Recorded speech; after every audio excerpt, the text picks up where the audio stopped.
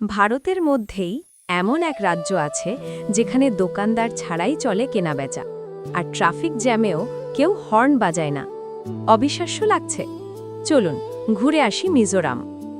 এখানে রাস্তার ধারের অনেক দোকানে কোনো বিক্রেতা থাকে না। মানুষ জিনিস নেয় আর নিজেরাই সততার সাথে টাকা রেখে যায়।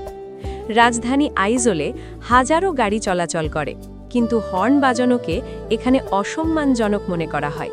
পুরো শহরটা আশ্চর্য রকম শান্ত। শুধু তাই নয়, প্রকৃতির প্রতি ভালোবাসাতেও এরা সবার আগে। শতাংশের হিসেবে ভারতের সবচেয়ে বেশি বনভূমি আছে এই মিজোরামেই।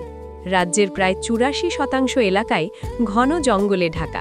আর জানেন কি, পৃথিবীর অন্যতম সবচেয়ে বড় পরিবারও থাকে এই মিজোরামেই। এক ছাদের নিচে ১০০-র বেশি মানুষ। এখানকার ফাউংপুই পাহাড়কে বলা হয় ব্লু মাউন্টেন। সারা বছর নীল কুয়াশায় ঢাকা, একেবারে স্বপ্নের মতো।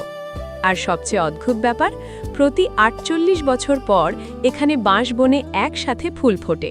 প্রকৃতির এক বিরল রহস্য। এমন সততার শৃঙ্খলা আপনার কেমন লাগলো? কমেন্টে জানান। আর ভারতের এমন অজানা গল্প জানতে ফ্যাক্ট ফাইল বাংলাকে সাবস্ক্রাইব করতে ভুলবেন না।